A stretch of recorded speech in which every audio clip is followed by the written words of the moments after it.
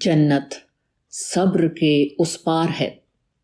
صلح سماج بنانے کا سارا دار و مدار اس چھوٹی سی بات پر ہے کہ ایک انسان دوسرے انسان کے ساتھ اس طرح رہے کہ دونوں اپنے آپ کو قابو میں رکھے ہوئے ہوں۔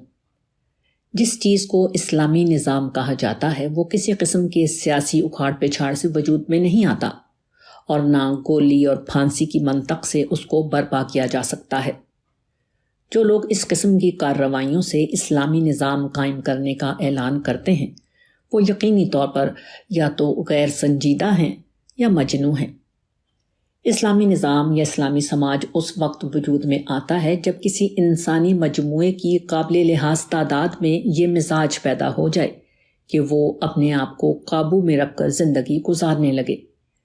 یہ وہ لوگ ہیں جو شکایتوں اور تلخیوں سے اوپر اٹھ کر جینا جانتے ہوں، جو اپنے خلاف مزاج باتوں کو نظر انداز کر دینے کی طاقت رکھتے ہوں، جو اپنی غلطی کو فوراً محسوس کر لیں اور اس کا اعتراف کرنے کے لیے تیار ہو جائیں، جو دوسروں کو الزام دینے کے بجائے خود ذمہ داری قبول کر لیں، جو غلط فہمی کے مواقع پر خوش فہمی سے کام لینے کا حوصلہ رکھتے ہوں، جو کسی انسان کو اس کے آج کے بجائے اس کے کل کے لحاظ سے دیکھ سکیں۔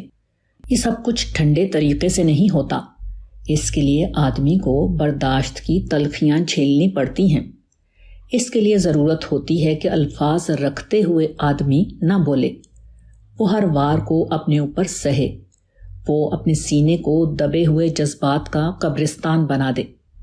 مختصر یہ کہ اپنے تمام حقوق کو وہ آخرت کے خانے میں ڈال دے اور اپنی تمام ذمہ داریوں کو دنیا کے خانے میں۔ حدیث میں ارشاد ہوا ہے کہ جہنم کو لذتوں سے ڈھانک دیا گیا ہے اور جنت کو ناخوشگواریوں سے ڈھانک دیا گیا ہے۔ جو آدمی اپنے جی کی راہ پر بے روک ٹوک چلے وہ سیدھا جہنم میں پہنچ جاتا ہے۔ اس کے برعکس جو شخص جنت میں اپنی جگہ لینا چاہے اس کو اپنی خواہشات پر روک لگانا ہوگا، اپنے جی میں اٹھنے والے محرکات کو دبانا ہوگا، ناپسندیدہ باتوں کو برداشت کرنا ہوگا، اپنی ذمہ داریوں کو پورا کرنا ہوگا، خواہ ان کا پورا کرنا اس کے لیے کتنا ہی تلخ ہو۔